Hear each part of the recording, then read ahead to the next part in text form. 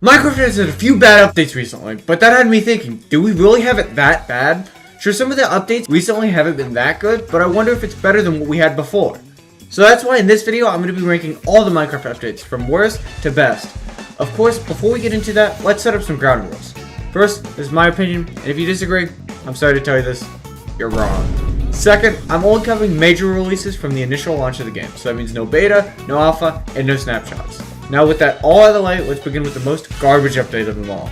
The Frostborn update is widely considered the worst update of them all, and I will not break any ground here because the update is awful. This update has barely any features, and the features that it does add nothing to the game. First, let's start with the mobs. The only one that's completely new is polar bears, and it's one of the worst passive mobs. It literally does nothing. The other mobs are strays and husks, which are basically just retextures, but more annoying with status effects. And the blocks aren't even special either. Like, who's building out a bone block?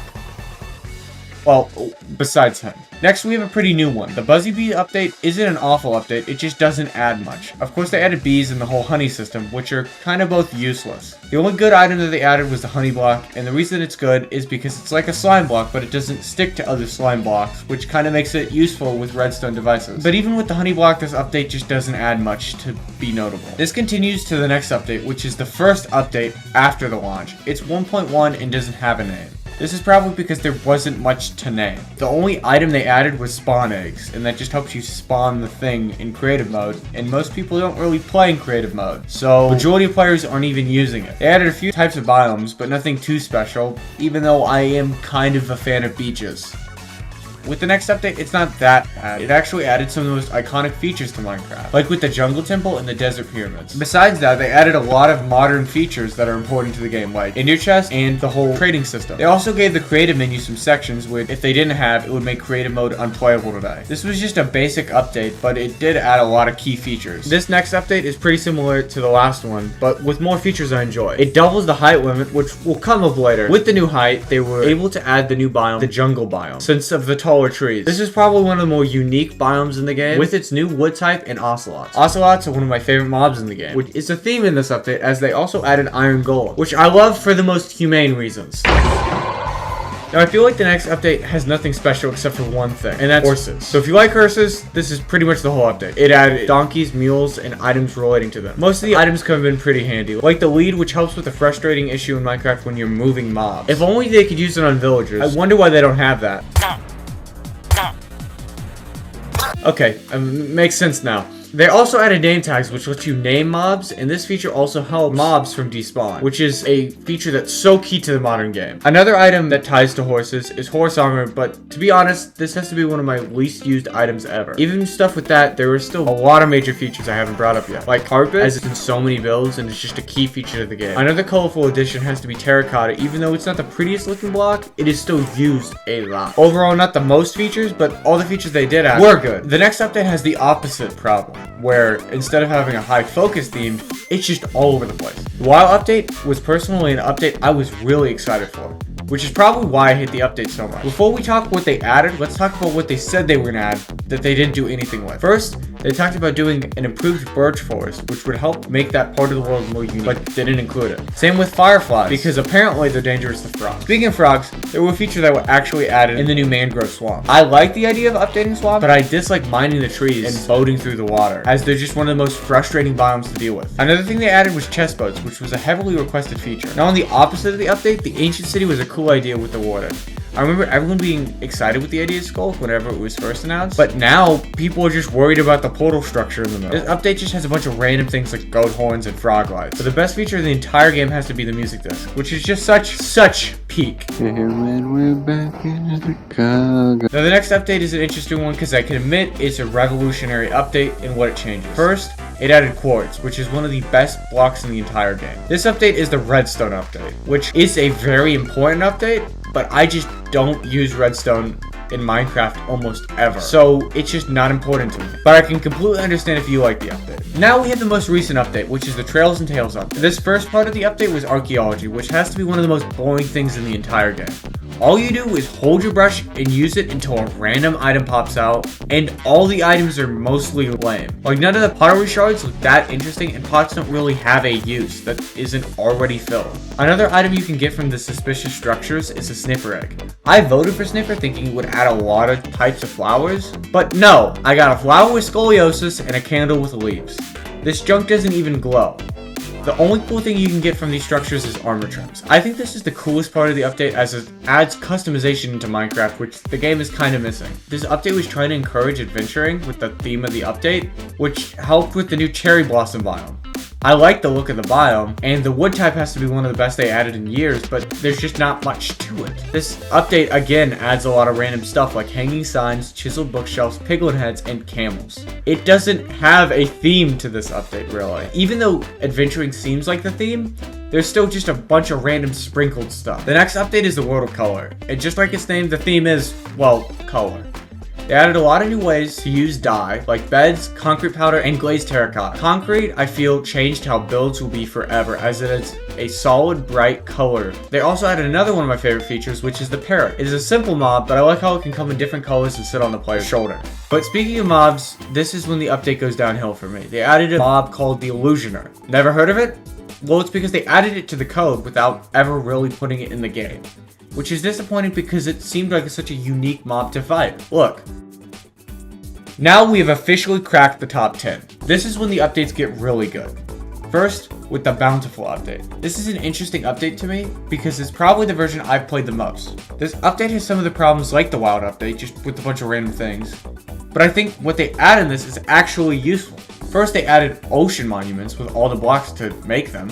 Even though the ocean monument is not one of my favorite structures, I can admit the blocks they added are handy, especially the sea lantern, which was one of the first blocks that could give light that are a full block. This is the best way to light up a base and is just generally one of my favorite blocks. Another one of my favorite blocks got out of the update, which is the slime block. It's one of the most useful blocks in the history of redstone, and also is the most fun because of its bounciness. One underrated feature in this update was banners. I think banners are another amazing feature to customize your base in Minecraft. There's almost an infinite amount of banners you can make. This update just added a lot of variations to certain blocks like stone. They added diorite, granite, and andesite. Another feature that has to be cool is armor stands, because it is another way that you can customize your base with showing your tools. This is why I like this update, because it just has a lot more fun features than the previous ones. Now the next update is very similar to the last one. The update that changed the world is mainly focused on adding biomes into the game. It nearly doubled the amount of biomes in the game. I'm not going to cover them all, so you can just have a list on the screen. They also added the worst and best type of wood to the game. Acacia just looks weird, but dark oak is amazing. This update has a similar problem to the others, just adding a bunch of random things like 10 types of flowers, or even the amplified world type. Even though it has that flaw, I feel like it kind of helps this update as it's just trying to expand the generation. I can't say enough how crazy it was adding 11 new biomes for how early of an update this was. Now this pick might be a little controversial, but I do enjoy the Caves and Cliffs update, but this is part 1. I feel like the major reason why I like the cave update is because of the generation changes, which this update famously skips off, which we'll get to later. As I have stated, this update is not bad. I just view a few updates above this one, just by a bit. This update focused a lot more on just adding blocks that they promised, like the new ores, copper and amethyst. First, I think copper is fairly good for what they wanted it to be, which is a fun decoration block instead of being like the other ores and just being tools and armor. Copper also makes tools, but just not the traditional ones. The items it can make are the spyglass and lightning rod, which I can see their uses, but they just never seem to actually be usable. Spyglasses are also made out of amethyst, which I think is done slightly worse than copper, because the only other item besides that is tinted glass, which is like a transplant block, but doesn't let the light come through. Something that does add light is candles, and I think they're cool for what they are, but I just don't see them in builds a lot. Blocks like tough and deep slate I do see a lot. Both these blocks added different variants of stone, which is always a good thing to add. Smooth basalt is another one they add, but I feel like it's used a little less. Another stone block that they added was the dripstone blocks. Even though I think they look cool, I think the cool part of the dripstone was the actual dripstone, as it could damage players. Another block type was added was the different mossy blocks. Well, of course I like moss, I just think it's you know? Kind of boring. The new generation was supposed to tie all these features together, but without it, I feel like the whole update falls apart. The next update is an update I don't see get brought up a lot. but I think it adds some of the most modern features. It is the adventure update. Like first, it adds shulker cells and a shulker box. The shulker box has to be one of the most modern features of the game. Like look at Hermitcraft for example. They use shulker boxes so much. It is one of the most useful items with storage and helps clean up your entire inventory. Now speaking of modern items, the totem of undying has to be one of the most used of all. Almost all hardcore YouTubers have them constantly in their left hand. This is a controversial item though, as some people believe it's just making the game way too easy. I can kind of agree with what they're saying, but I do enjoy the item. I also like how you have to get the item by killing one of the most difficult to kill mobs. The Evoker is strong and is just really annoying to deal with. It summons these weird shark things and small little angel things with knives. They're called Vexes and they have to be the worst mob to fight in the entire game because they can fly and they're insanely small hitbox. This theme of annoying mobs has to continue with the Vindicator. The Vindicator just does a ton of damage with the axe and destroys shields for a temporary time.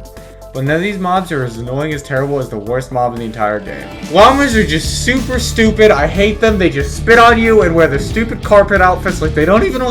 All these features kind of tie together with the Woodland Mansion, which I think is just one of the best structures because it's difficult and rare, but highly rewarding. I think this update adds a lot to exploration to make it more fun, which is just one of my favorite parts of Minecraft. This next update surprises me because of how early of an update this is. The Pretty Scary update, I feel, adds the most essential features to this game. Like first of all, it adds potatoes and carrots, which seem like they've been here forever. They also added things you can craft with crops, like golden carrots, pumpkin pies. Also stuff like mob heads and witch's hut aren't useful, but highly nostalgic to me. Item frames have to be one of the most underrated features in the entire game. It adds so much detail to builds, and I feel like that's what the game is all about. This update adds the carrot on the stick, which has to be one of the dumbest features, but I can kind of see with their interesting pig situations.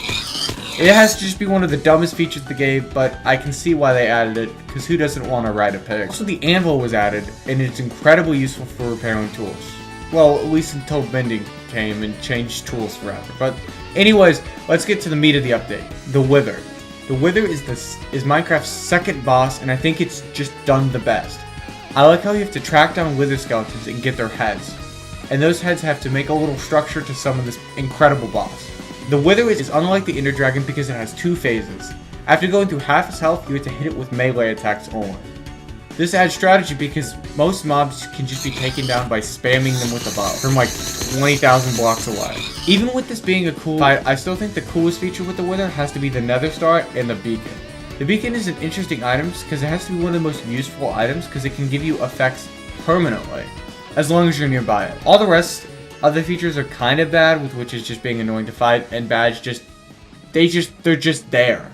And that's with a lot of the features in this update, they're there. Now we are in the top 5 territory, and it starts off with a controversial pick, which is the combat update. This update single-handedly changed so much for the game, especially with its combat, and I have a lot to talk about that. But let's stick to the positives first. The update made the end dimension an actual dimension versus just an arena for a boss fight.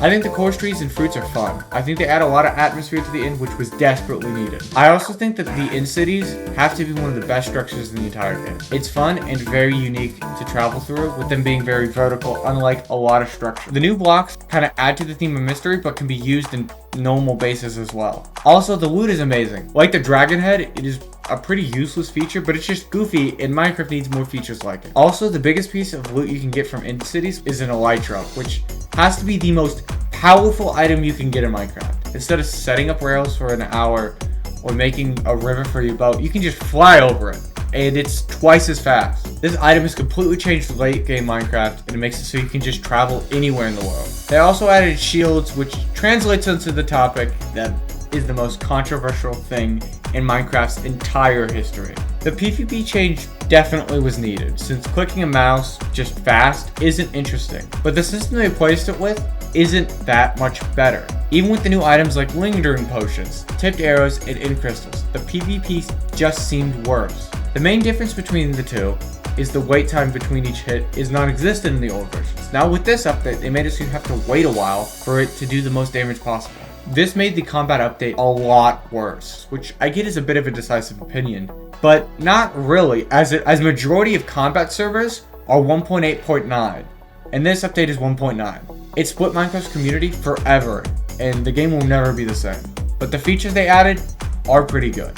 a pretty amazing update, and this one's extra special to me as it kind of brought me back to the game. The update Aquatic has to be one of the best updates released for so many reasons. First of all, it changed movement forever with the new swimming mechanic. Minecraft used to be at its worst when you had to cross a body of water without a boat. Now with these new changes, it is decently fast to do.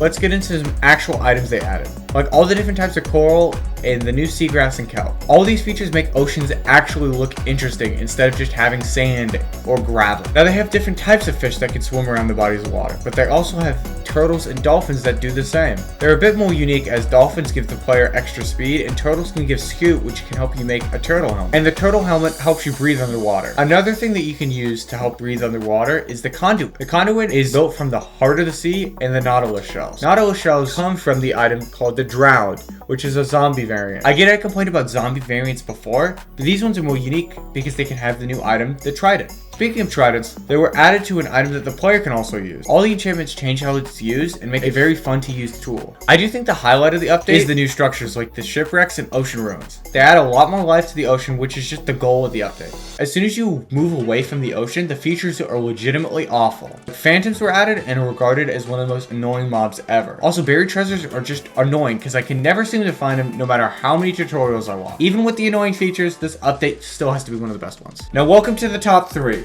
Every single one of these options has been a version of top 1 in the script, but just by the way that it went, this is the 3rd one. So I get if you pick this one over the next 2, but this is just how I felt. Caves and Cliffs Part 2. This update seems like it didn't add a lot, as it just really added a music disc, but no new blocks and no new mobs. The one thing that it did add was generation. It made it bigger, grander, and just generally more epic. To show this off, let's show some generation. Like, do like a cool shot. Okay, let's go. Fat, another one, do another one. Okay, one more. This was a technical challenge at the time, which is the reason why it got split up into 2 different updates. Even though it is just generation, I still think this is one of the most revolutionary updates of all time. That's why it makes it to my top 3. Now for my top 2. Like I've stated before, this update was almost number 1, but last minute, it got changed. The update I'm talking about is the Village and Pillager. Villagers after this update became such a massive mechanic in almost all survival worlds because of their new revamp. Even with the new trade system being a bit overpowered, I still think it's one of the most enjoyable systems in Minecraft that has ever been added. I like how each one of the village types has its own recognizable house. Speaking of the houses, as much as I have nostalgia for what the old villages look like, these new ones are simply better. I also like how there's different variations for each biome by the villagers and even the houses. This gives the game a bit more personality and helps each biome add a unique-ish structure. Enough with villagers, let's talk about the other half, which is pillagers. The base pillager is fun with its new weapon of the crossbow. Personally, I think it's one of the best parts of modern combat, even though I don't like modern combat. Especially if you put a firework in the crossbow, then it becomes one of the most powerful ranged weapons. Speaking of powerful things, the Ravager got added in this update, and it is by far one of the weirdest things Minecraft has ever added in the game. It's like a dinosaur with like a villager's head on it with 2 horns. I don't know. Weird features do seem like a theme with this update, as they added suspicious stews, ground mushrooms, and wither roses. All these seem random, but that doesn't become a flaw because they added a solution to Minecraft's random item problem using the Wandering Trader. Even though most YouTubers strongly dislike them, I think they're kind of cool. If only they didn't have those stupid ones. Even with those trash things getting more attention, a lot of good items actually got added with cats, foxes, and pandas. With those last 2, both of them added more items with the sweet berries and bamboo respectively.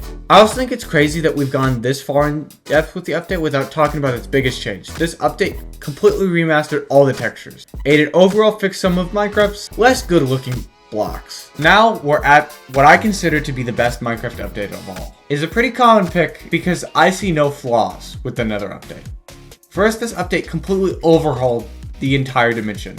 Like the end update, but I think this is the better solution. People are requesting a new end update. People aren't requesting a new Nether update. That's because first, with the main biome being the Nether Waste, are almost the same, but with the addition of piglins. The new gold trading system with the Nether Gold completely changed how Minecraft gets beat now, since piglins mostly drop garbage, but also drop ender pearls, which is needed to beat the game. This makes the game so much faster to beat. Speaking of piglins, they added a structure called bastions. and those are so hard to beat, but are so worth it to clear out. This is only the beginning of features. They added 2 new forests and their blocks, which gives the community a lot more to work with. I prefer Crimson Forest, but Warped is also good. These biomes give a lot more life with blocks and mobs. Speaking of mobs, there was a lot of fun with that. The Hoglin is a little bit annoying, but is completely outclassed by the Strider. I love the Strider because of its use and just general vibe. I mean, look at them. Both of them are connected with their relationships to the warped fungus. The connecting factors of the update is the best part because it makes it seem more whole. Like with the gold in the nether combines with the new netherite system. The idea of netherite was a very controversial thing when it first released, but I think in the long run it was a good idea. Minecraft's progression has always been the same, just get new ore, craft, get new ore, craft. I like how netherite isn't a basic craftable armor, and you need to combine it with your old diamond armor. Now this update isn't perfect as soul sand valleys and basalt deltas are a bit annoying to travel through, but that gets outclassed with the unique blocks they added to the game. Overall, this update drastically improved the game, especially with the nether. The nether was a place that most people didn't even want to touch, but after this, it is now one of the biggest parts of this game. Now that we have that done, I'm thinking of the overview of this video. I feel like the features weren't the reason most updates haven't been received well. I believe it's just been timing. I believe that all the top updates have a solid idea and stick to it, and all the features are connected. I also believe a lot of people are harsh on these new updates because they aren't the worst updates we have. Probably the biggest thing that a lot of people hate about them is the features that they are saying they're gonna add, but they don't add. But that seems like a problem they are trying to fix with the new update. I think in a few years, we're gonna look back at them a lot more positively, like we do with the combat update. But I hope you enjoyed this video as it kind of brings me into a completely new phase of my channel, and it's been a lot of work. CheeseStick signing out, goodbye.